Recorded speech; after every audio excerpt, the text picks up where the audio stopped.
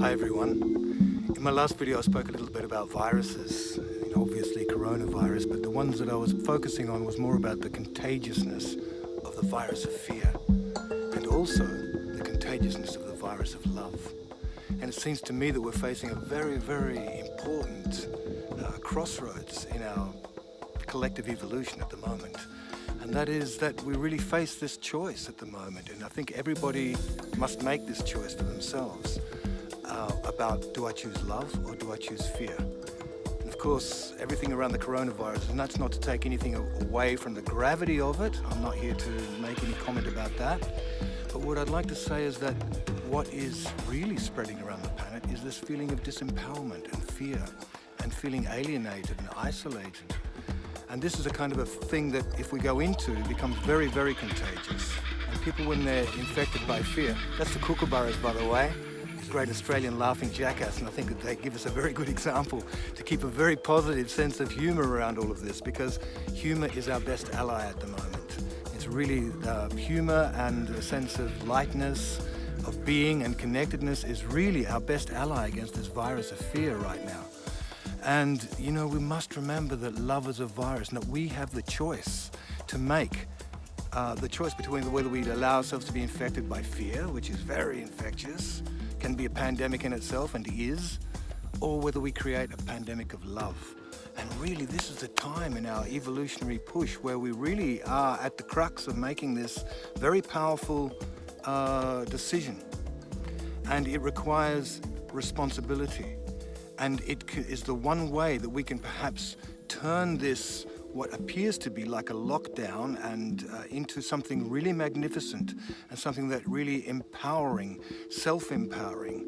And I think that's already happening by people staying at home and connecting with their children, doing creative stuff, connecting through the social media, suddenly having a big pause button to the planet is actually producing some really amazing things. People tend to have a little bit more time to tune in about, what am I really here for? Was it really to go through this daily grind of routines that were fairly mindless, just to make the money enough to live and exist, and to go to the pub at the end of the week and drink and just have fun at that and then repeat the whole thing again? At the moment, we've been given this opportunity to really, to really step into looking inside, really tuning in. This is our time for tuning in to each other and to ourselves, and to really take this incredible opportunity to disengage from outer authority, because the outer authority, the media is pushing incredible amounts of fear and incredible amounts of energy, and not to discount that, because it is what it is, but there is also an invitation to turn inwards, because we are very, very powerful beings. We carry in our DNA all the information that we will ever need to make any decision about life. And I think we're at this very crucial point. And it involves some darkness, facing the darkness within ourselves and without. There's a good argument to be made that there is a dark cloud around the planet right now with this lockdown. I was just reading in the paper today that that two people got fined at Sydney Harbour Bridge for just speaking to each other. Another woman got stopped at 1:30 a.m. by the police and was arrested for driving in the morning. I mean, the police in Australia have been given sweeping new powers. We have woken up to being in a police state. That's actually what we're in. It's kind of, some countries under like martial law. We're in Australia are living in a police state. You cannot cross borders, no more than two people meeting anywhere. It even seems that two people get fined. And there was an interesting little video made by somebody yesterday, which has been taken down from YouTube, about a guy who went to the hospitals, and he was there with a camera going, where are all the sick people? Where's all the Covid-19 cases? There was nobody in the hospital, it was just empty. And he's going, why are we locking down the entire country? Just because, where are they? Where are the people? He was like a reporter. And I don't think his video lasted more than 24 hours before it was taken down. But he had a point, this guy. He was a little bit obnoxious in the way that he presented it, but he had a point. in Australia we have very few cases, and yet we've been subjected to this extreme police state situation, if not martial law. It's a national state of emergency. People are completely forbidden from exercising their normal human freedoms. And I think this is something that we need to be aware of and cognizant of, that not to forget our ordinary, beautiful human values, our sense of ethics and morals, and just the way we like to be with each other. Suddenly, we're not allowed to be with each other at all. There's no sharing of music or poetry or fun or laughter or joy or picnics in the park or even being on the beach. It's illegal to go to the beach here at the moment. It's absolutely absurd. It's completely overreaction, and yet I know there'll be a whole army of people who shut me down and say, no, it's not a social responsibility. But hang on, just think, look a little bit more deeply, pause for a moment before you start buying all of the propaganda that's being spurted out by the mainstream media. Look inside, look at where the danger really is, and decide for yourself what is really dangerous. What's dangerous is the paranoia and the fear.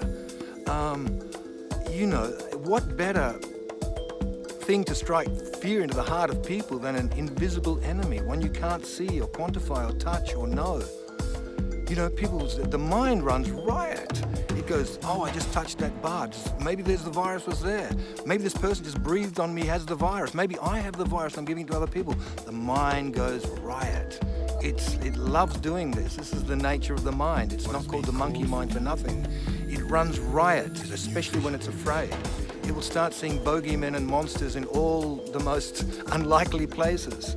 And we need to be vigilant. We need to be aware of our own energy and decide for ourselves what is true and what is not true.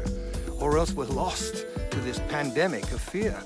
And we're in that maelstrom and unable to get out. We get sucked down into it. The only way out is to become sovereign to oneself, to look inside, to see what is truly important, to see where the love is, to feel the compassion, to feel the communion with other beings and the empathy for other beings as well as oneself. This is the place to look for answers, not in the place of fear or alienation or overreaction or just blind reaction to unseen circumstances. So I think we're in the process of a massive initiation. The planet is going through a huge initiation. And all initiations by their very nature means that you have to face the very real possibility of death.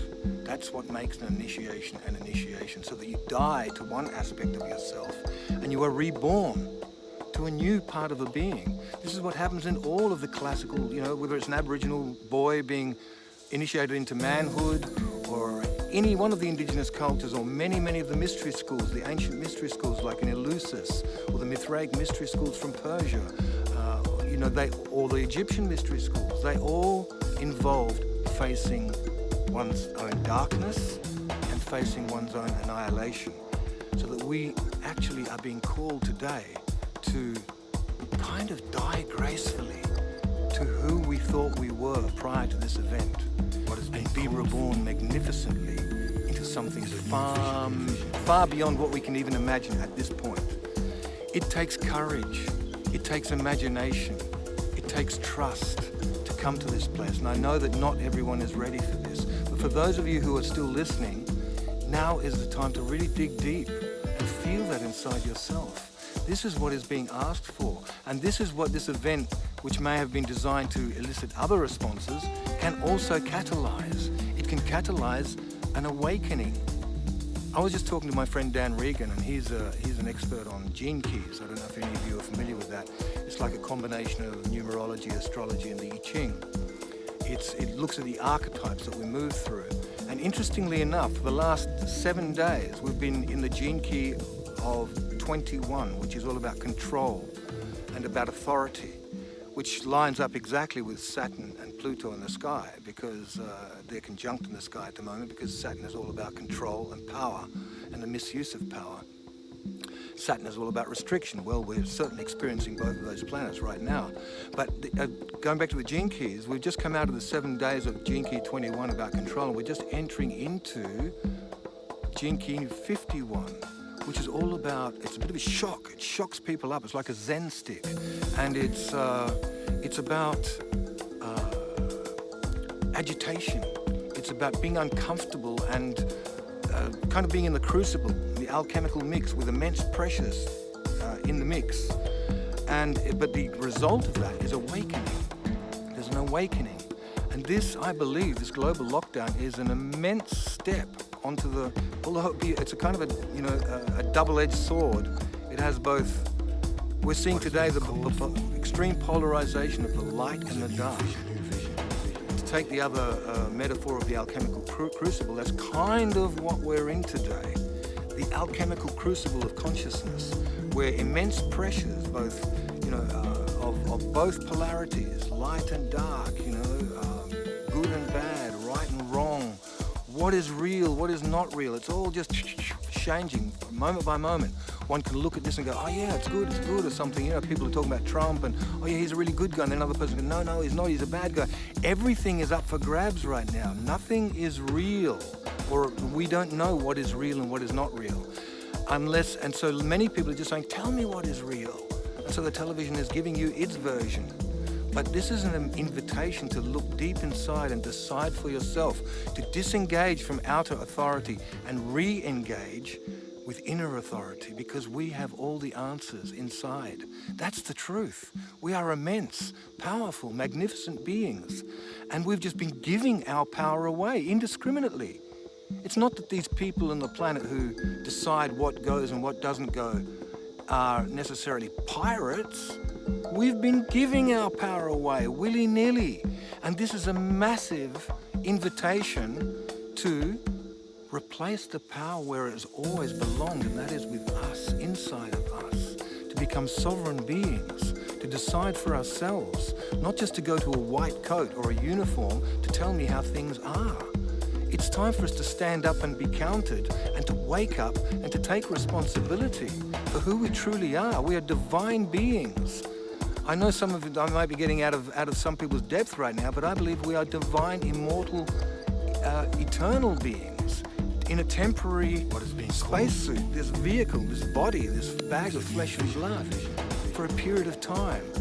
But we are here to hone the diamond of awareness by rubbing up against life and this and that and up and down and in and out. In other words, polarity, duality. I believe that this is all going to some magnificent outcome, something that the human race has never really experienced in our historical process. It's something that is embedded deep within our soul, that we all recognize, we all know the taste of that kind of, I guess, utopia that has lived in most human beings and most dreamers, poets, musicians, creative people who, visionaries, seers, prophets, have all spoken about this. And I believe this is the time. We are alive now in the time where this is happening, what they spoke about in the past. So this is an immense opportunity, and it's wonderful that we're at home. It's wonderful that we're with the kids and with our family, and if you're lucky enough to be in nature and to just commune. When you go in nature, you realize there's nothing wrong. Everything is fine. Everything is beautiful. I've been getting so many beautiful videos from friends who are writing songs, who are discovering talents that they never had, like art, making beautiful things, doing something that you always wanted to do but never really had the time to do. Well, now you've got it. Isn't that wonderful? And if we take the sovereignty back, if we stay informed from within, it's also a beautiful time to just do nothing, sit quiet, be in meditation if you like. And if you can't sit still to be in meditation, just go for a walk. Go for a walk in nature, go for a swim. Anything to connect with oneself and just relax, be still, slow down, and just come to be. We're human beings, not human doings. And it's time for us to embrace that reality, and to embrace the reality that we are powerful beyond measure, beyond our wildest dreams. If we just take the power instead of just giving it away all the time to mummy and daddy, whoever mummy and daddy might be, the magistrate, the doctor, the politician, the president, the priest, whoever that is.